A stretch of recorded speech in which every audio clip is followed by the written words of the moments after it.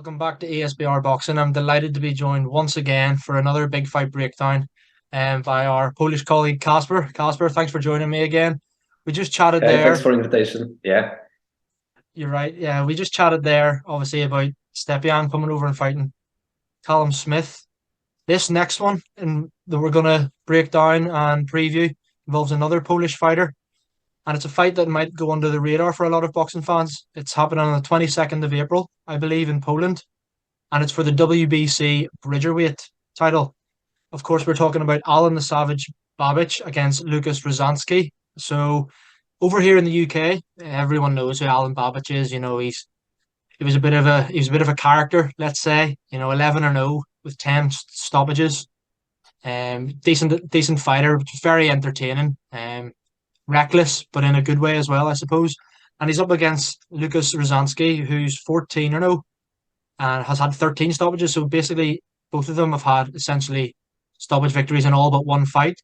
So coming back to you, Kacper, as you are the Polish boxing expert here, could you give us a bit of an insight into Lukasz Rozanski for people that don't know too much, what he does well? Are Polish people expecting him to win this fight?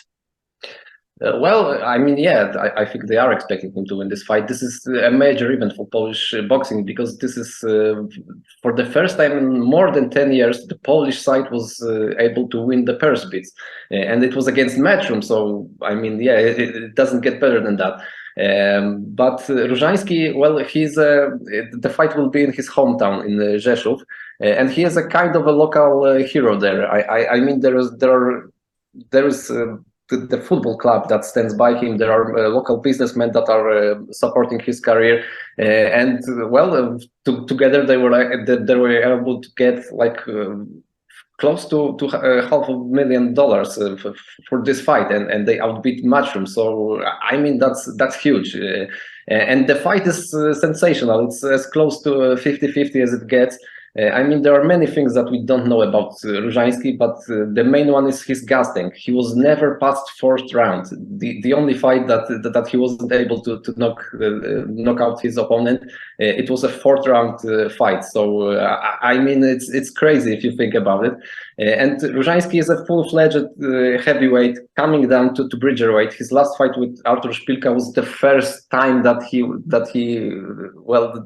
needed to make weight for his fights, because that was never an issue before. And he's heavy-handed. He's a brawler. He's pretty much all like Babic, all-out attack. The defense, it's pretty non-existent at times. He was down in his last fight with Szpilka. He was put down with the first punch thrown in the fight, but it was the first time he was counted out. He was counted, but he got up. He stopped Szpilka in the same first round. It was a crazy fight, a great one for Polish boxing. And one thing about Rozanski is that there are some names in his record, like Albert Sosnowski, like Izu Gonoch, and Artur Szpilka. But he got those fights at the right time. These guys were on the way out, and none of those guys fought after Rozanski knocked them out. So that's that. He's 37 now, and to be 37, fighting for a world championship and to never be past the fourth round, that's something impressive. Yeah, absolutely. Didn't know a whole lot about what you've just told us there. It's brilliant insight there, Kacper. I think it's definitely an interesting fight. Look, just for anyone that has never watched Babic or Rosanski, even if you just look at their tail of the tape, you're like, right, okay, that fight's not going past 6 rounds. So is that how you see it going? Do you think that either way, this fight won't really go even into the middle rounds? I think so. It may go past middle rounds, but I don't think it will end up with a decision. I think this will be the last man standing, and it may come down to the quality of gas tanks for both of guys. But Babic was tested against Barski. That fight. In that fight, he really proved that he belongs on this, maybe not top level if we're talking about heavyweights, but the bridgerweight division, I mean, it's kind of a money grab by WBC. I'm not fond of this idea, but still, that's a decent scrap, and I think it will go well. It will be a sensational fight. I mean, the whole arena will be packed with Rozanski fans. And we know everything about Babic. Well, he won't go down without a fight, so it's gonna be crazy. Yeah, it's definitely one I'm looking forward to, and one's definitely flown under the radar. Obviously, we're a wee bit away from the fight now, but it's one I'm looking forward to. You mentioned there, Artur Szpilka obviously was the last man that Rosanski fought. Everyone knows who Szpilka is. You know, he's fought Derek Chisora over here. You know, what once challenged Deontay Wilder for the WBC heavyweight title and got stopped late on, but it was a fight that he was well in. Yeah. It was a fight he was arguably, you know, ahead of Wilder, outboxing a little bit. So that's an impressive win on Rosanski's record. But I want to ask you, that fight was way back in May 2021. So by the time of this fight, it's going to be almost 2 years since Rozanski last fought. Do you think that inactivity and the age he is as well, do you think that could play as a factor in this fight and maybe favour Alen Babic slightly?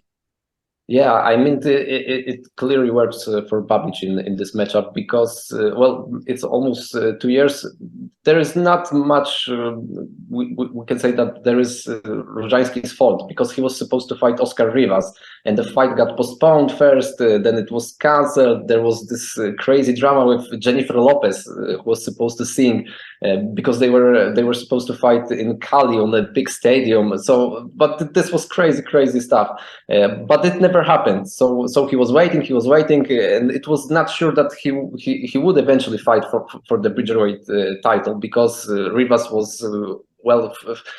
For a minute he was out of the picture, then he was back in. Then there was talks about Babic fighting Mary for the vacant title, but eventually he got his chance. Then there was purse bids, so it took a lot of time. But and he was training like crazy for that Rivas fight because well, I think Rivas was a harder opponent for Rozanski. I mean, in a dogfight with Babic, he has more chances than with Rivas. His coach thinks the same. His coach is also a legendary figure. His name is Marian Basiak. He's well over 80, but he's still in top shape, and I can't wait to see what they will prepare for Babic. And he said some things that Rozanski will be ready for some counters, and that's a good thing to hear because that was not always the scenario for Rozanski's fight. There were not many counters. He was all out attack, but I mean he will need to look for those counters against Babic.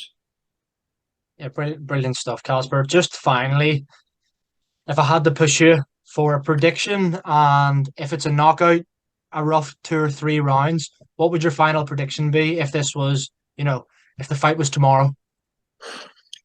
If it was tomorrow, I would go with Babic because we know more about him. But I honestly think it's 50-50, and I do believe that Rozanski can stop him because Rozanski is a full-fledged heavyweight. Babic is almost like he's more of a cruiser.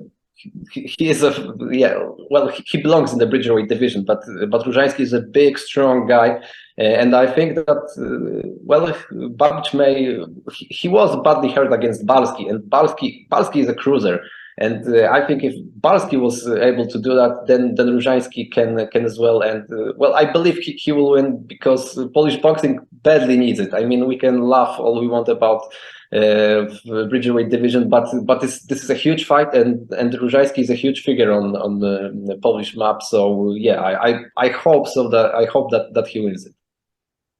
Well, listen, Kacper, brilliant stuff there. Really enjoyed that chat, and thanks once again for joining me, previewing the huge WBC Bridgerweight fight in April in Poland as Lukasz Rozanski fights Alen Babic. 2 undefeated big punchers, and yeah, let's hope for a good fight. Yeah, that's guaranteed. Thanks. Thanks very much, Kacper. All the best.